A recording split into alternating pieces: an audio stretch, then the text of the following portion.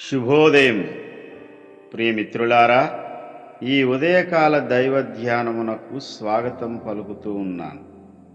దేవుని పరిశుద్ధ వాక్య భాగములో నుండి 94వ కీర్తన 12వ చరణం చదువుకుని దేవుని వాక్యాన్ని ధ్యానము చేద్దాం. యెహోవా, నీవు శిక్షించువాడు, నీ ధర్మశాస్త్రమును బట్టి నీవు బోధించువాడు ధన్యుడు. దేవుడి పరిశుద్ధ వాక్య భాగమును మన వినికిడిలో ఆశీర్వదించునుగాక. ఆమేన్. ప్రియమిత్రులారా, 32వ కీర్తనలో యెహోవా చేత నిర్దోషి అని ఎంచబడినవాడు, ఆత్మలో కపటము లేనివాడు ధన్యుడు అని చెబుతున్నాడు. దేవుని చేత నిర్దోషిగా ఎంచబడినవాడు ధన్యుడు, హృదయశుద్ధి కలిగిన వాడు ధన్యుడు. ఇలా చాలా విషయాలు ధన్యతను గురించి పరిశుద్ధ గ్రంథంలో వ్రాయబడింది. ఆ పరంపరలో దేవుని చేత శిక్షింపబడేవాడు, దేవుని చేత బోధింపబడేవాడు, వాడు ధన్యుడే. ప్రతిదినమున నాకు శిక్ష వస్తుంది అంటూ బాధపడేవారు కొంతమంది ఉంటారు. అప్పుడప్పుడు ఆసాపులాగా. ఆసాపు భక్తుడు 73వ కీర్తనలో అంటాడు కదా, ప్రతి ఉదయమున నాకు శిక్ష వస్తూ ఉంది. ప్రతి ఉదయాన్న దేవుడు నిన్ను శిక్షిస్తున్నాడు.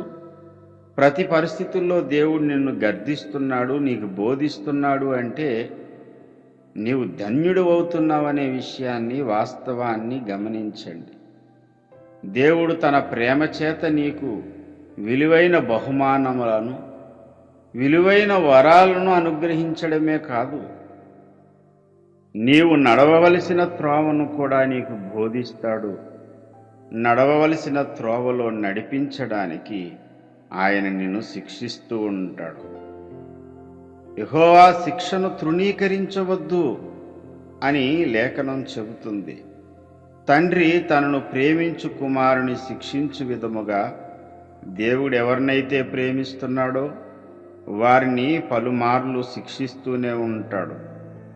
నీ మీదకు వచ్చే దేవుని శిక్షలను తృణీకరించొద్దు. భక్త దావీదు ప్రార్థించినట్టు, నీతిమంతుడు నన్ను కొట్టుట నాకు తైలాభిషేకము, అట్టి అభిషేకమును నేను త్రోసివేయకుందునుగాక అంటూ ప్రార్థన చేసుకున్నాడు. ప్రియమిత్రులారా, నీ పరలోకపు తండ్రి నిన్ను ప్రేమిస్తున్నాడు గనుకనే ఆయన నిన్ను గర్దిస్తున్నాడు, శిక్షిస్తున్నాడు.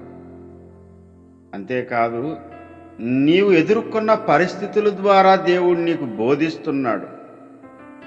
కాబట్టి ప్రతి పరిస్థితుల్లో కూడా ఆయన స్వరాన్ని వినడానికి చెవియొగ్గు. దేవుడు గర్దింపును త్రోసివేయకుండా వినమ్రుడవై వినయముతో శిక్షను ప్రేమించి ధన్యుడవవు. ఎవరైతే దేవుని చేత శిక్షింపబడి దేవుని చేత బోధింపబడుతున్నారో వారు ధన్యులు అనే వాస్తవాన్ని గుర్తించగలిగితే దావీదు భక్తునిలాగా ఈ ఉదయకాలంలో నీవు కూడా ప్రార్థించగలుగుతావు. దేవుడు అనుగ్రహించే గొప్ప దీవెనలు నీకు శిక్షల రూపంలో రావచ్చు, వరముల రూపంలో రావచ్చు. ఏ రీతిగా వచ్చినా ఆనాటి భక్తుని వలె, ఆనాటి పరిశుద్ధుల వలె దేవుని యొక్క శిక్షను స్వీకరించి ధన్యుడు అవుదువుగాక. అట్టి ప్రత్యక్షత గల మనసు ప్రభు మనకు అనుగ్రహించి ధన్యులను చేయునుగాక. ఆమేన్.